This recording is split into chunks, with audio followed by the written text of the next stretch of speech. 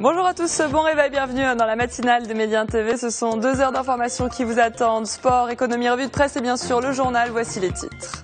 Au Maroc, d'ici 3 ans, un grand théâtre verra le jour à Casablanca. Les travaux de construction ont été lancés hier par le roi Mohamed VI. Casar, c'est son nom, comprendra des salles de spectacle, de théâtre, de concerts, des espaces de répétition et de création ou encore un espace dédié aux concerts en plein air. Montant de l'investissement, 1,5 milliard de dirhams. De nouveaux raids américains sur la ville de Kobané en Syrie. L'armée a annoncé hier avoir effectué 14 bombardements aériens. Au sol, les combattants kurdes résistent toujours aux djihadistes de l'État islamique. Après un mois de combat, on semble se diriger vers une guerre d'usure.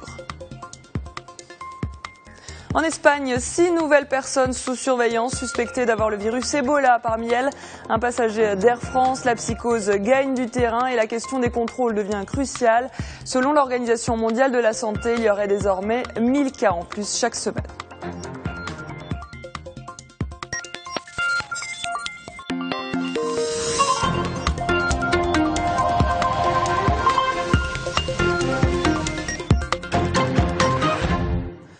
On commence ce journal au Maroc où le roi Mohamed VI a officiellement lancé hier les travaux de construction du Grand Théâtre de Casablanca. Il verra le jour dans 3 ans. Ce Grand Théâtre vise à devenir un lieu de référence pour l'art et la culture. Il est une nouvelle concrétisation du plan intégré de développement de la région du Grand Casablanca. Les détails avec Amina Benralek. C'est un immense projet en plein Casablanca, un grand théâtre pour un investissement d'1 milliard de dirhams et demi. Le roi Mohamed VI a lancé les travaux de construction de Casarts. Ce sera un bijou architectural et urbain pour la métropole, mais surtout un nouveau symbole culturel et artistique pour la capitale économique. Le roi Mohamed VI veut faciliter l'accès de la population locale à la culture. Le théâtre accueillera toutes les grandes manifestations artistiques nationales et internationales. Il permettra aussi de dénicher de nouveaux talents. Et c'est la société Casa Aménagement qui se charge des travaux. Elle a un délai de 3 ans pour concrétiser ce projet. Casarts sera doté de salles de spectacle, de théâtre et de concerts, mais aussi d'espaces de répétition et des ateliers pédagogiques pour enfants. Il y aura enfin une scène pour des concerts en plein air d'une capacité de 35 000 personnes. Le projet prévoit également de réaménager les grandes places Rachidi et Mohamed V. Elles auront des parkings souterrains d'une capacité globale de 900 places. Le Grand Théâtre de Casablanca est la vitrine d'une ville en pleine mutation, mais surtout un pas en avant pour le plan intégré de développement de la région du Grand Casablanca entre 2015 et 2020. Casablanca qui pourrait bientôt devenir une Smart City, c'est du moins l'ambition de l'université Mundiapolis. Les Smart Cities, ou villes intelligentes en anglais, optimisent les nouvelles technologies pour assurer de meilleurs services. L'université casablancaise a invité des organismes comme la LIDEC ou l'OMDH pour débattre du sujet. Reportage Faiz Shafik et Issam El Abari, récit Amina Benralek. Comment transformer Casablanca en Smart City? Pour répondre à la question, 4 jours de conférence à l'université Mundiapolis. Mundiapolis est son centre de recherche ICT for Dev qui lui va s'occuper des ateliers. Le but de ce workshop est de promouvoir l'utilisation des nouvelles technologies, notamment GPS et systèmes d'information géographique, au sein des administrations publiques.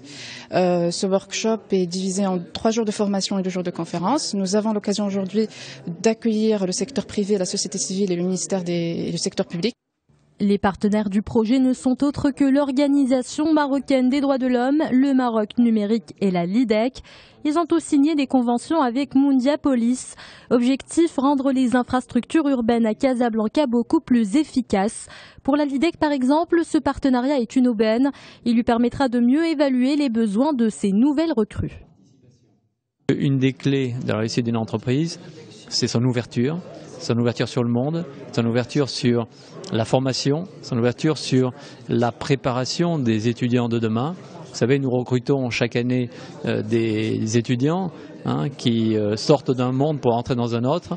Ce qu'on veut, c'est qu'il n'y ait pas de rupture, que le monde des étudiants soit très rapidement celui de l'entreprise.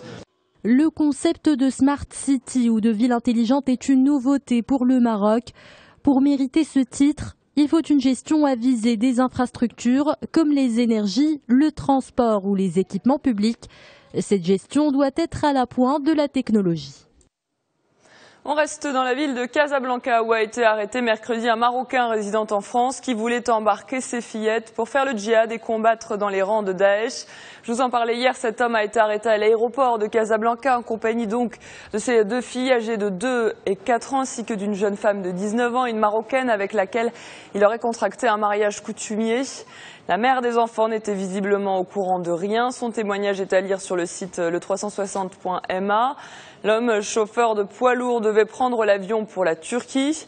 Son nom est apparu dans les interrogatoires menés par la police marocaine de la cellule terroriste démantelée le 14 août dernier à Fnidek, qui se chargeait d'envoyer des candidats au djihad en Irak et en Syrie. La Syrie où la ville kurde de Kobane est devenue symbole de résistance. Après un mois de combat, on semble se diriger vers une guerre d'usure entre les combattants kurdes appuyés par les forces de la coalition et les djihadistes de l'État islamique. Ces derniers contrôlent toujours la moitié de la ville. Le point sur la situation avec Manal Al-Ardari. Le sort de Kobane reste incertain après un mois de combats acharnés. Des combats qui opposent les Kurdes syriens appuyés par les forces de la coalition internationale aux djihadistes de Daesh. L'organisation de l'État islamique contrôle au moins 50% de cette ville selon l'Observatoire syrien des droits de l'homme. Mais les Kurdes tentent toujours de freiner la progression des djihadistes qui espèrent couper tout passage entre Kobane et la Turquie. Dans la journée d'hier, ils ont tiré 16 obus aux environs d'un poste frontière turc.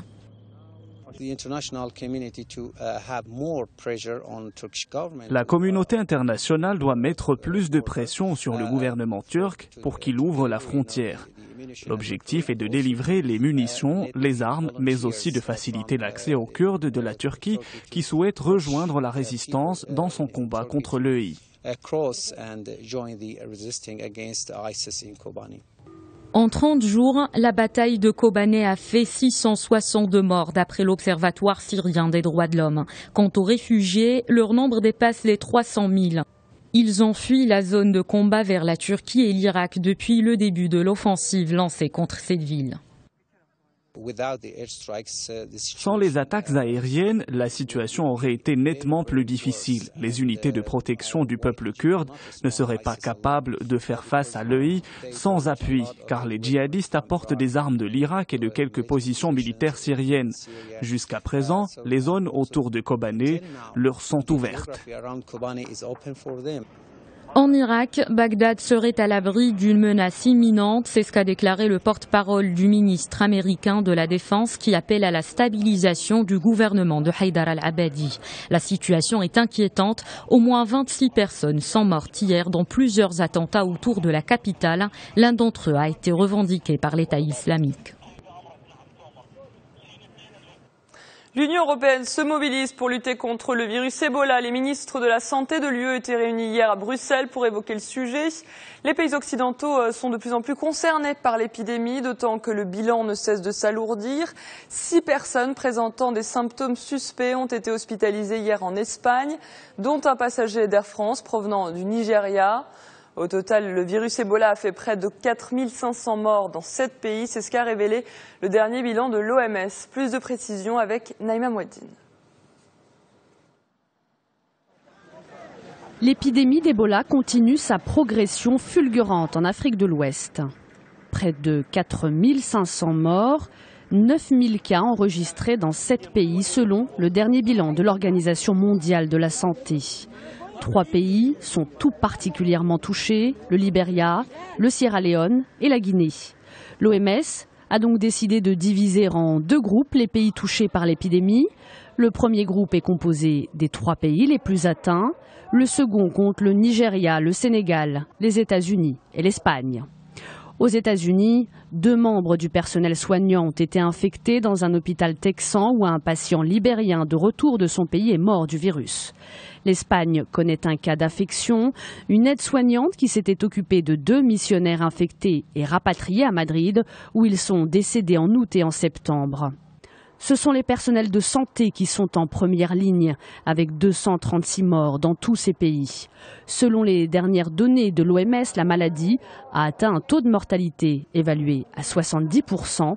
L'infection se produit par contact direct avec les fluides corporels, le sang, les liquides biologiques ou encore les sécrétions. Des symptômes comme une apparition brutale de la fièvre en général autour de 39 degrés, associés à des symptômes grippaux, c'est-à-dire des maux de tête, des courbatures et de la fatigue. Autre élément souvent retrouvé et très important, le mal de gorge avec une pharyngite. Direction Hong Kong à présent, où les autorités soufflent le chaud et le froid dans leur bras de fer avec des manifestants pro-démocratie.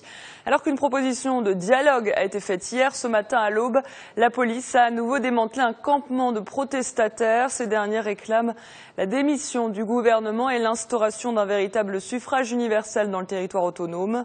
Hong Kong est passé dans le giron chinois en 1997 et vit actuellement sa plus grave crise politique depuis cette date. Le Mexique, horrifié par la disparition de 43 étudiants. Cela fait maintenant 3 semaines qu'on est sans nouvelles d'eux.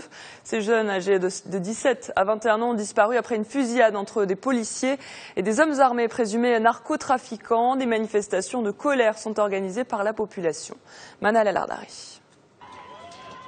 Incendie, vitres brisées, des graffitis réalisés sur la façade. Des centaines d'étudiants ont sillonné plusieurs artères de la capitale en signe de protestation contre la disparition de leurs 43 camarades enlevés le 26 septembre. Ils ne font pas partie des 28 corps exhumés dans des fosses clandestines près d'Iguala. Une lueur d'espoir pour les familles et les camarades de classe des disparus qui exigent des réponses. Où sont ces étudiants enlevés? Nous les voulons vivants, nous voulons des réponses. Les étudiants sont aujourd'hui en danger au Mexique. Et ils sont en danger car le gouvernement les craint. Le gouvernement du président Enrique Peña Nieto est soumis à une pression sans précédent à l'intérieur et à l'extérieur du Mexique.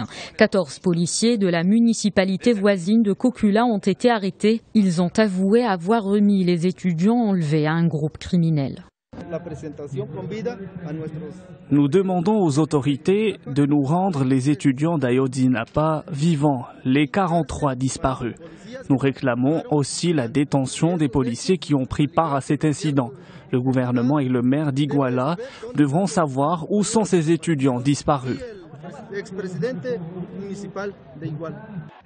Ici, à Iguala, une ville de 140 000 habitants située à 200 km du Mexique, les citoyens sont effrayés depuis des années par l'impunité des narcotrafiquants et la complicité des autorités locales. Aujourd'hui, 300 policiers fédéraux sont mobilisés pour la recherche des disparus. Un mot de nouvelles technologies pour terminer. Alors que le marché des tablettes s'essouffle, Apple mise sur de nouveaux iPads avec lecteur d'empreintes digitales. Le groupe a dévoilé hier sur son campus californien à Cupertino un iPad Air 2 affiné ainsi qu'une nouvelle version de son iPad mini. Le nouvel iPad sera 2 fois plus fin que l'iPad original créé en 2010. Grâce au système d'empreinte, les utilisateurs pourront débloquer leur tablette avec une simple pression du doigt. Il coûtera 499 $. Par ailleurs, le directeur d'Apple, Tim Cook, a annoncé qu'un nouveau service de paiement sur mobile, Apple Pay, démarrerait le 20 octobre aux États-Unis. Voilà pour l'essentiel de l'actualité. Je vous propose maintenant d'aller voir ce qui se passe plus en détail dans le pays de l'un de nos correspondants dans le monde. Direction ce matin, les États-Unis.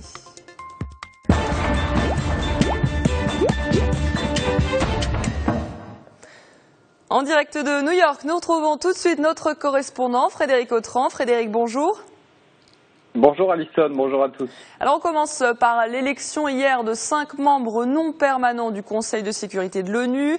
L'Espagne et le Venezuela ont notamment été élus, mais le vote a surtout été marqué par la très large défaite de la Turquie. Oui, la Turquie battue au premier tour par la Nouvelle-Zélande et balayée ensuite par l'Espagne, 60 voix seulement contre 132. Avant le vote, le ministre turc des Affaires étrangères, qui était à New York pour l'occasion, avait pourtant affiché son optimisme, mais voilà. Il semble que la Turquie ait payé le prix de son action ambiguë face au chaos actuel en Irak et en Syrie. Vous savez que certains pays accusent Ankara d'avoir laissé faire, voire favoriser la montée de l'État islamique. Et puis, voilà, selon certains diplomates, eh bien, cela lui a sans doute coûté une place au Conseil de sécurité. Alors, outre l'Espagne et la Nouvelle-Zélande, l'Angola, la Malaisie et le Venezuela ont été élus hier pour un mandat de 2 ans. Ils prendront leurs fonctions le 1er janvier prochain. Et parmi ces pays, la présence du Venezuela promet des passes d'armes animées avec les États-Unis, la bête noire de Caracas. Hier, juste après le vote, l'ambassadrice américaine a d'ailleurs vivement critiqué les violations des droits de l'homme commises, selon Washington, par le Venezuela. L'ambassadrice américaine qui retrouvera bientôt, Alison, autour de la table, la fille de Hugo Chavez, l'ancien président vénézuélien. Elle vient d'être nommée ambassadrice adjointe du Venezuela aux Nations Unies.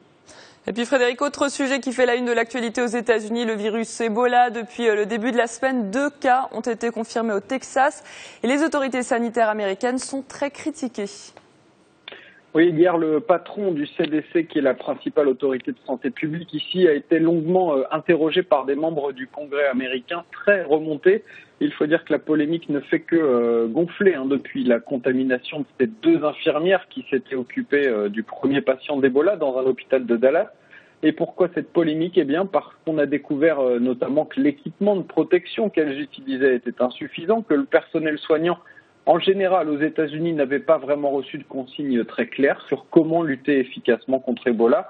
Alors depuis, le CDC a renforcé son assistance, renforcé la formation aux hôpitaux, mais forcément, cette polémique suscite une certaine anxiété au sein de la population américaine, l'impression tout simplement que les États-Unis ne sont pas prêts à faire face à ce virus, à tel point que certains élus réclament la fermeture immédiate des frontières américaines pour les personnes qui viennent des 3 pays les plus touchés, la Guinée, le Sierra Leone et le Liberia. De son côté, l'administration Obama estime que les contrôles qui sont effectués sur les passagers à l'arrivée aux États-Unis sont suffisants. Et l'administration rappelle que la priorité absolue, c'est de lutter contre l'épidémie d'Ebola en Afrique de l'Ouest et pas aux États-Unis. Car si on n'arrive pas à l'enrayer là-bas, ce sera difficile d'empêcher son arrivée ici aux États-Unis. Enfin, on termine, Frédéric, par une affaire judiciaire pour le moins insolite qui s'est ouverte hier en Californie. L'ancien dictateur du Panama, Manuel Noriega, porte plainte contre le leader mondial des jeux vidéo. Oui, en fait, Manuel Noriega, il est très en colère parce que son personnage apparaît dans l'un des épisodes de Call of Duty. Vous avez peut-être entendu parler, c'est l'un des jeux vidéo les plus vendus au monde, l'un des plus populaires. Et il estime que son image a été utilisée sans son accord et donc que c'est illégal. Il réclame des dommages et intérêts. Une première audience s'est tenue hier à Los Angeles. Et parmi les avocats du fabricant de jeux vidéo, qui s'appelle Activision, on trouve Rudolph Giuliani, l'ancien maire de New York, grand défenseur de la liberté d'expression. Hier, devant le tribunal, il a réclamé un non-lieu en expliquant bien que Manuel Noriega était un personnage historique et qu'à ce titre, il pouvait figurer dans un jeu, dans un film ou dans un livre sans avoir le droit au moindre dédommagement. L'ancien maire de New York en a aussi profité pour rappeler le casier judiciaire chargé de Manuel Noriega, car Manuel Noriega, il est aujourd'hui en prison au Panama pour meurtre. Et il a déjà passé une 20aine d'années en prison aux États-Unis et en France, notamment pour enlèvement, trafic de drogue ou encore blanchiment d'argent. Merci Frédéric, on vous retrouvera la semaine prochaine sur Média TV. Tout de suite, c'est l'heure de la revue de presse. Qu'y a-t-il dans vos journaux ce matin? Taoufik Nasseri s'est levé tôt pour les parcourir. Le lancement de la campagne agricole ou la réforme de la couverture sociale s'affiche en une de vos quotidiens. Regardez.